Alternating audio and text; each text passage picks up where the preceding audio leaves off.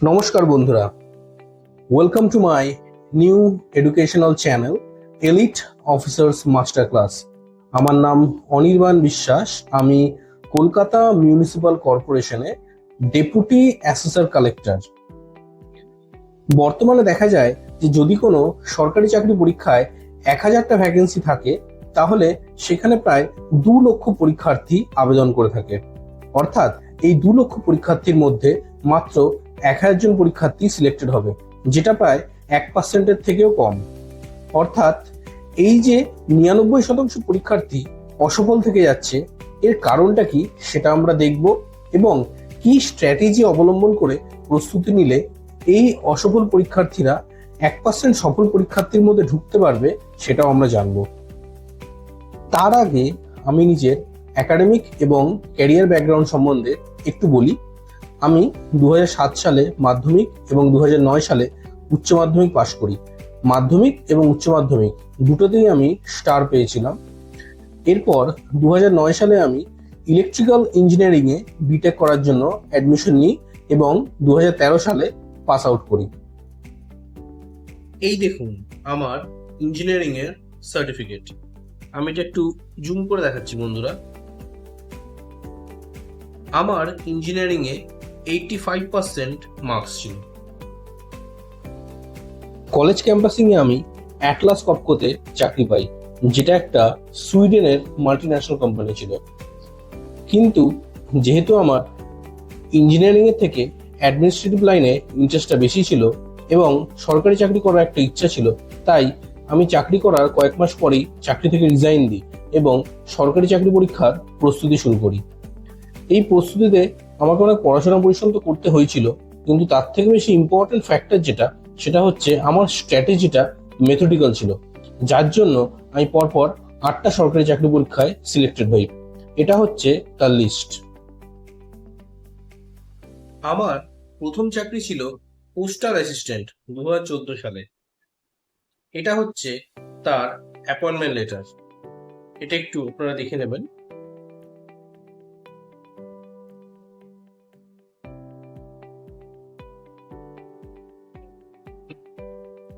এরপর আমার নেক্সট চাকরি ছিল assistant loco pilot RRB Kolkata 2014। তারপর ডেপুটি ম্যানেজার কেএমসি, যেটা আমার বর্তমান চাকরি। এটা সম্বন্ধে আমি পরে ডিটেলসে আসছি। এরপর আমি পেয়েছিলাম ফুড এসআই 2014, তারপর data entry operator in CAG office CHSL 2014, এরপরে assistant grade general food corporation of India. এরপরে ইনকাম ট্যাক্স ইন্সপেক্টর, যেটা সিজিএল 2014 পরীক্ষার মাধ্যমে পাই, এবং assistant section officer in ministry of external affairs, যেটা সিজিএল 2015 মাধ্যমে আমি পাই। এটার অ্যাপয়েন্টমেন্ট লেটারটা আমি আপনাকে দেখাচ্ছি বন্ধুরা। এইটা হচ্ছে মিনিস্ট্রি অফ এক্সটার্নাল অ্যাফেয়ার্স এর আমার appointment letter. Assistant section officer পোস্টে আমি সিলেকশন পাই, যেটাকে ইন্ডিয়ান ফরেন সার্ভিস ব্রাঞ্চ বিও বলা হয়।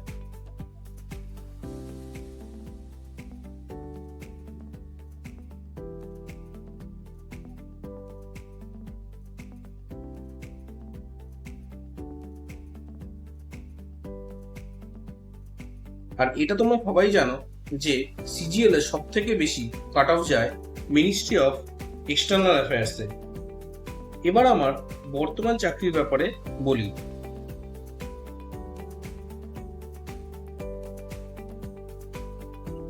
এটা আমার জয়নিং রিপোর্ট, আর এটা আমার ফার্স্ট পোস্টিং অর্ডার।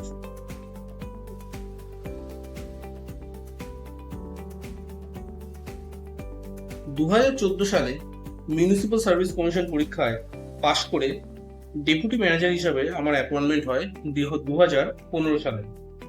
এটা আমার তখনকার আই কার্ড, দেখে নিন বন্ধুরা, জুম করে দেখাচ্ছি।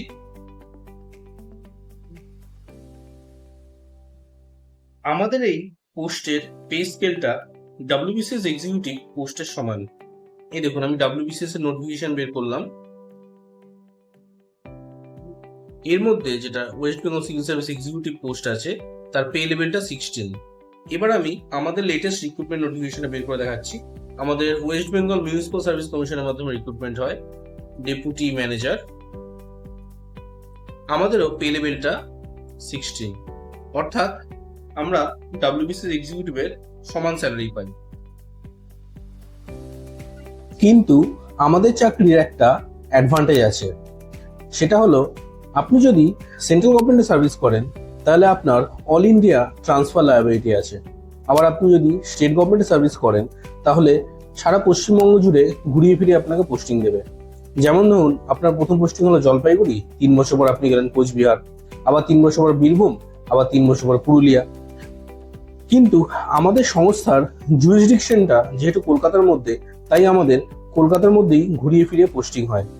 যেমন আমি প্রথমে হেড অফিসে পোস্টেড ছিলাম ধর্মতলাতে, বর্তমানে আমি গড়িয়াহাটে আছি, হয়তো পরবর্তীকালে যাদবপুর, পার্ক স্ট্রিট এরকম ভাবে আমার পোস্টিং হবে। তাই আমাদের সারা জীবন কলকাতার মধ্যে একটা সেটেলড লাইফ আছে। আজ বন্ধুরা আমার 9.5 বছর সার্ভিস কমপ্লিট হয়ে গেল, আমাকে চাকরি সূত্রে বাড়ির বাইরে কোথাও থাকতে হয়নি। আমি আজও বাড়িতে থেকে বাড়ির ভাত খেয়ে চাকরি করছি। বর্তমানে আমি অ্যাসেসমেন্ট কালেকশন ডিপার্টমেন্টে পোস্টেড আছি, তাই আমার ডেজিগনেশনটা এখন ডেপুটি অ্যাসেসর কালেক্টর। এটা আমার আই কার্ড বন্ধুরা, আপনারা এটাকে জুম করে দেখে নিতে পারেন। আমি জমি, বাড়ি, পুকুর ইত্যাদি মিউটেশন দিয়ে থাকি। মিউটেশন সার্টিফিকেট আমার সিগনেচারে ইস্যু হয়।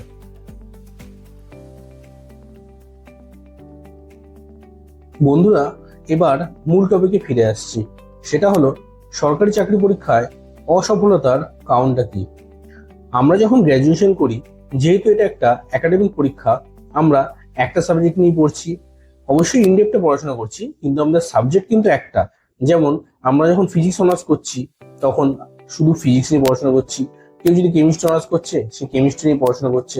কিন্তু যখনই আপনি কম্পিটিটিভ পরীক্ষায় বসবেন তখন আপনাকে একসাথে অনেকগুলো সাবজেক্ট পড়তে হবে। Bangla, English, physics, chemistry, biology, EVS, traditional GK, history, geography, economics, polity, math, GI, তার সাথে আবার কারেন্ট অ্যাফেয়ার্স। তো কটা সাবজেক্ট হলো বন্ধুরা? প্রায় 14 থেকে 15 খানা। এবার আমরা তো একদিনে একটা বা দুটো সাবজেক্ট নিয়ে পড়াশোনা করি। যেমন ধরুন আপনি আজকে সকালবেলা ইতিহাস পড়লেন, বিকেলবেলা ভূগোল পড়লেন, কালকে আপনি সকালবেলা ইকোনমিক্স পড়লেন, বিকেলবেলা পলিটি পড়লেন। কিন্তু পরীক্ষার আগে যখন আপনি এই 14 খানা সাবজেক্টকে একসাথে রিভাইজ করবেন তখন দেখবেন এতগুলো সাবজেক্টকে মনে রাখাটা খুব ডিফিকাল্ট। তখন দেখবেন একটা সাবজেক্ট মনে আসছে তো একটা সাবজেক্ট মনে আসছে না, কোনোটা পেটে আসছে তো কোনোটা মুখে আসছে না। এই এতগুলো সাবজেক্টকে একসাথে মাথায় রাখা, একসাথে মনে রাখাটাই খুব ডিফিকাল্ট বন্ধুরা, এবং এইখানে একমাত্র 1% ছেলে মেয়ে সফল হয়। তা বন্ধুরা এখন প্রশ্নটা হচ্ছে এই সমস্যার সমাধানটা কি, কিভাবে আমরা এতগুলো সাবজেক্টকে একসাথে মনে রাখতে পারবো? তাহলে যেটা করতে হবে সেটা হলো রেগুলার কারেন্ট অ্যাফেয়ার্স পড়া।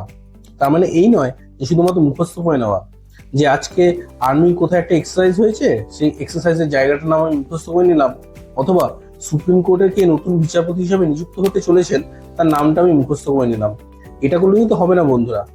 আমাদের দৈনন্দিন জীবনে যে কারেন্ট অ্যাফেয়ার্স গুলো ঘটছে তার মধ্যে ইম্পর্টেন্ট টপিক গুলোকে ভালো করে জানতে হবে, তার কনসেপ্টটাকে ভালো করে বুঝে পড়তে হবে। যেমন আমি আপনাকে বোঝানোর জন্য দুটো এক্সাম্পল তুলে ধরছি বন্ধুরা।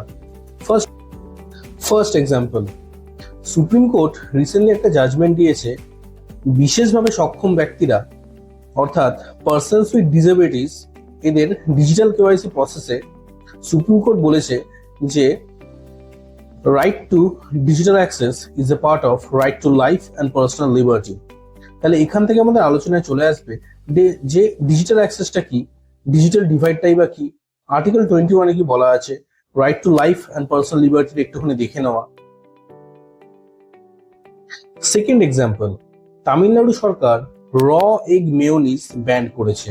তার কারণ এই মেয়োনিজের মধ্যে সালমোনেলা ব্যাকটেরিয়া পাওয়া যাচ্ছে, যেটা আমাদের স্টম্যাক ইনফেকশন ঘটাতে পারে এবং এর থেকে অন্যান্য বিভিন্ন রোগের সৃষ্টি হতে পারে।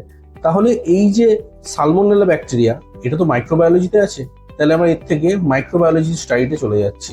তাহলে এইভাবে আমাদের যে ইম্পর্টেন্ট কারেন্ট অ্যাফেয়ার্স গুলো আছে তার আমরা যদি একটু কনসেপচুয়াল অ্যানালিসিস করি তাহলে তার থেকে আমরা বিভিন্ন সাবজেক্টকে রিলেট করে সেই সাবজেক্টগুলোকে রিভিশনে রাখতে পারবো বন্ধুরা। আরেকটা গুরুত্বপূর্ণ উপায় হচ্ছে এমসিকিউ প্র্যাকটিস। এমসিকিউ যত করবে তত ভালো। একটা চ্যাপ্টার পড়ে নেওয়ার পর তার রিলেটেড সমস্ত এমসিকিউ গুলোকে আমাদেরকে করে ফেলতে হবে, এবং সেগুলোকে লং টার্মে মনে রাখার জন্য আমাদেরকে প্রতি সপ্তাহে প্রত্যেকটা সাবজেক্টের অন্ততপক্ষে 20 থেকে 25টা এমসিকিউ করা অত্যন্ত প্রয়োজনীয়। এমসিকিউতে শুধু প্রশ্নোত্তর মুখস্থ করলে চলবে না, এর একটা কনসেপচুয়াল ক্ল্যারিটি থাকা অত্যন্ত প্রয়োজনীয়। একটা উত্তর যে হচ্ছে সেটা কেন হচ্ছে, কিভাবে আসছে, সেটা আমাদের বুঝে পড়তে হবে বন্ধুরা। আর পড়াশোনাটা করতে হবে একটা কনসিস্টেন্সি মেনটেন করে। ধরুন আপনি 6 মাস খুব ভালো পড়াশোনা করলেন এবং আপনি অর্ধেক সিলেবাস কমপ্লিট করে ফেললেন, তারপর কোনো একটা কারণে আপনি 1 মাস বা 2 মাসের একটা গ্যাপ দিয়ে ফেললেন। এই 1-2 মাস পরে আপনি যখন নতুন করে পড়াশোনাটা শুরু করবেন, তখন দেখবেন যে আপনি যতটা সিলেবাস কমপ্লিট করে এসেছিলেন তার অর্ধেকটাই আপনি ভুলে গেছেন, এবং তখন সেটাকে রিকভার করা কিন্তু অনেক কঠিন। সর্বশেষে আমি যেটা বলতে চাই যে আমি আমার এই ইউটিউব এডুকেশনাল চ্যানেলে কারেন্ট অ্যাফেয়ার্সের ইম্পর্টেন্ট একটা করে টপিক ডেলি আলোচনা করাবো, তার কনসেপচুয়াল অ্যানালিসিস করাবো। তোমরা যদি এই ভিডিওগুলো দেখো তাহলে তোমাদের ইম্পর্টেন্ট সাবজেক্টসগুলো রিভিশনের মধ্যে থাকবে, তার সাথে প্রতি শনি এবং রোববার করে আমি এমসিকিউ প্র্যাকটিস করাবো, যাতে করে আমি উত্তরগুলো সম্পূর্ণ কনসেপ্টটা ডিটেলসে বুঝিয়ে দেবো। তার সাথে থাকবে বিভিন্ন গভর্নমেন্ট এক্সামের টিপস অ্যান্ড ট্রিক্স, এবং এই সব কিছু সম্পূর্ণ বিনামূল্যে। তাই আর দেরি না করে এই চ্যানেলটি সাবস্ক্রাইব করে দাও, বেল আইকন প্রেস করে দাও। Learn from an officer, become an officer.